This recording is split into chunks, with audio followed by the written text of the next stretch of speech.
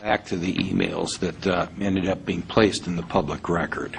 And I don't want to get to whether or not they were legally placed in the public record. The question is whether or not they were accurate. Because if they were accurate, it's profoundly disturbing, and it does end up putting into question all of the science of climate change. Now, the data from the Climate Research Unit at the UEA in England is one of only 3 major data sets, but they considerably overlap. And they've been used as a basis for the IPCC report as well as the U.S. Global Change Research Program. And that means that these 2 booklets that were passed out this morning, at best need to have a thorough review in the light of this information that has been disclosed.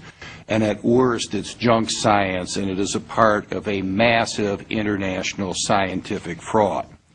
Now, Dr. Holden, you've been in the middle of a lot of this, and I've got a couple of questions based upon your statements before you joined the Obama administration.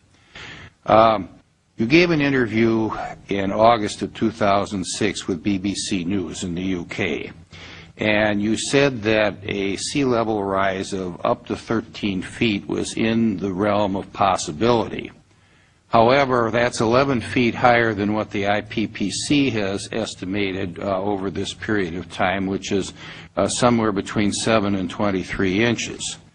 Now, with respect to the hockey stick theory, which the chairman has referred to, that's been pretty much discredited in the scientific community, and yet in your October 13th email, which is now in the public record, you aggressively attacked the 2 scientists that put this together, a Dr. Willie Soon and a Dr. Sally Baliunas,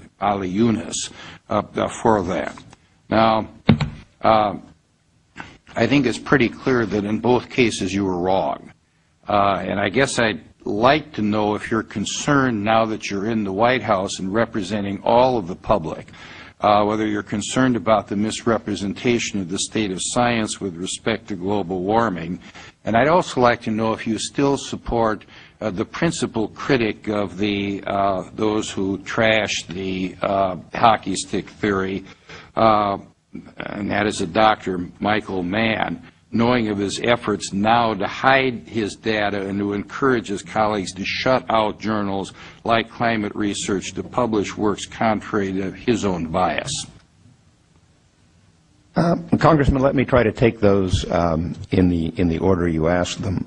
And the very first part of your statement, with respect, I would disagree with you that this current uproar calls into question all of climate science. I do not believe that it remotely Well, sir, I didn't say that. I said it ought to be looked at again. And, there's increasing evidence of scientific fascism that's going on. And I think as policymakers who are making decisions about the state of the American economy for the next several generations, that we ought to have accurate science. And it appears there's enough question on whether the science we have is accurate. That's got to be resolved. And I wish we could have done it in this hearing, but the chairman wouldn't let us. But go ahead. I very much agree that we need to resolve the current issue. It's important to understand what has really gone on here, to get to the bottom of it. As I indicated before, that's been one of the strengths of science over the years, the capacity to get to the bottom of the controversies that emerge, and I believe we'll get to the bottom of this one. But the key point is, however this particular controversy comes out, the result will not call into question the bulk of our understanding of how the climate works or how humans are affecting it.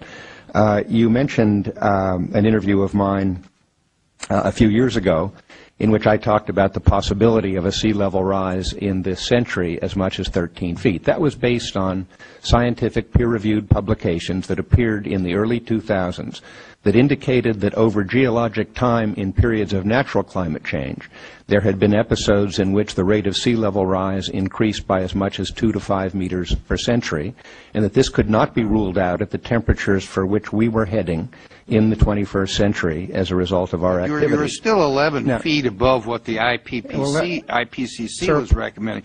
My time is almost up, and I'd just like to say that there's an awful lot of scientific McCarthyism, meaning name-calling, going on, because I quote from your email of October 13, 2003, saying, "Doing this will reveal that Soon and Baliunas are essentially amateurs in the interpretation of historical and paleoclimatology records of climate change."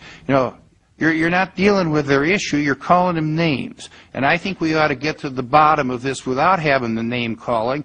And I wish that you, as the President's science advisor and a former employee of one of the most distinguished universities in the world, would be able to get beyond the name calling and get to it. My time is up and I yield back. I would be happy to answer all of the Congressman's questions if I'm allowed. You will be given enough time, but let me turn right now and recognize the gentleman from Washington State.